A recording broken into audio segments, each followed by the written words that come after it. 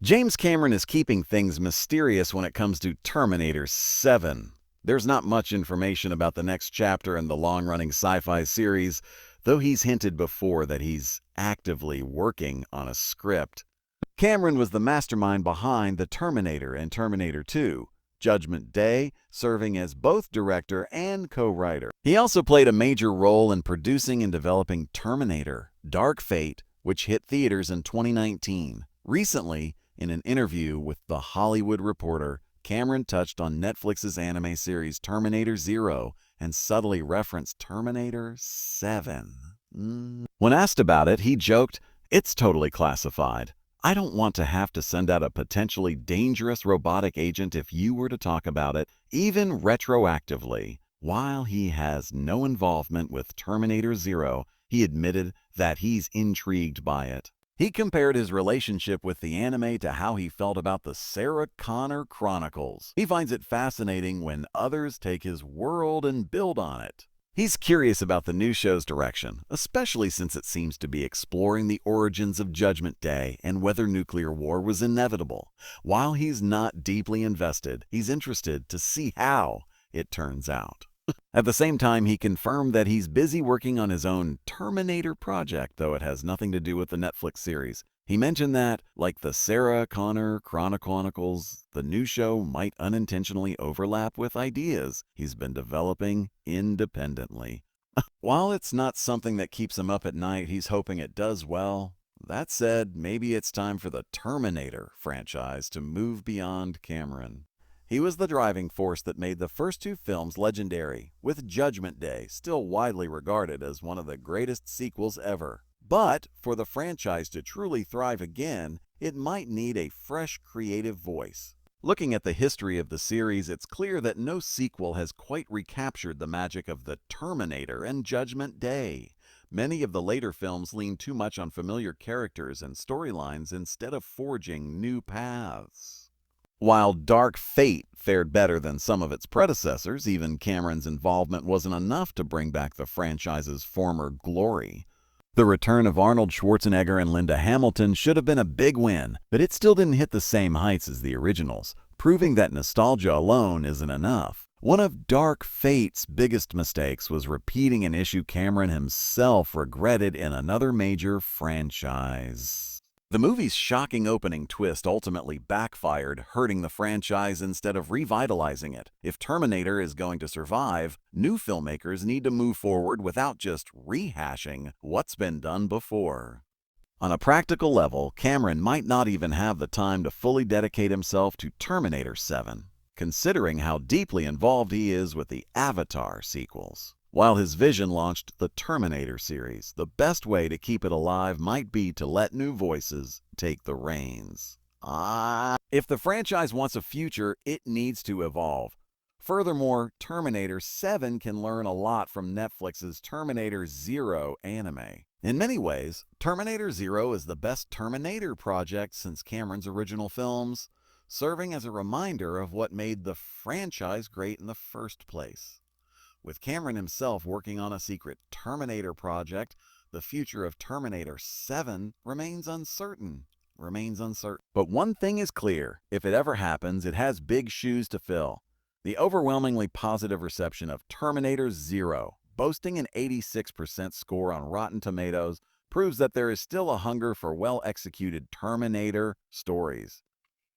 This means that Terminator 7 must take notes on what worked in the anime if it wants to stand a chance at revitalizing the franchise. One of Terminator Zero's biggest strengths is its approach to continuity. The anime primarily takes place 2 years after Terminator 2, while also incorporating future set sequences. Rather than trying to neatly fit into the tangled web of Terminator timelines, it focuses on telling a self-contained story that naturally fits into that universe. The introduction of compelling new characters like Malcolm Lee and Misaki, along with the well-executed AI concept of Coco, filled the void left by recent movies that failed to bring fresh ideas to the franchise. Terminator 7 must follow suit and introduce characters and concepts that stand on their own instead of clinging to the past. Speaking of moving forward, one of the most crucial lessons Terminator 7 must learn from Terminator Zero is that it doesn't have to rely on Sarah and John Connor. The franchise has consistently revolved around these two, making it difficult to separate Terminator from their presence. Even the Sarah Connor Chronicles, the franchise's first TV show, couldn't let go of the Connors. While Sarah and John were integral to the original films, their stories have been told numerous times. Terminator Zero boldly chose not to feature or even mention them, aside from acknowledging that there have been saviors before. This allowed the anime to carve out its own identity, something Terminator 7 should strongly consider.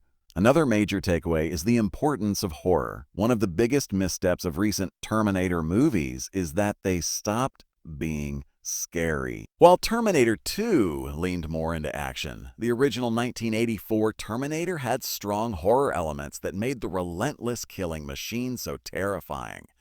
Terminator Zero effectively recaptured that sense of dread, making its Terminator feel like a true menace. Scenes like the mall attack evoked the raw tension of the original film, reminding audiences that Terminator should feel unstoppable. Over the years, the franchise has focused too much on spectacle, diluting the fear factor. Terminator 7 must return to its roots and embrace the horror that made the first film a classic.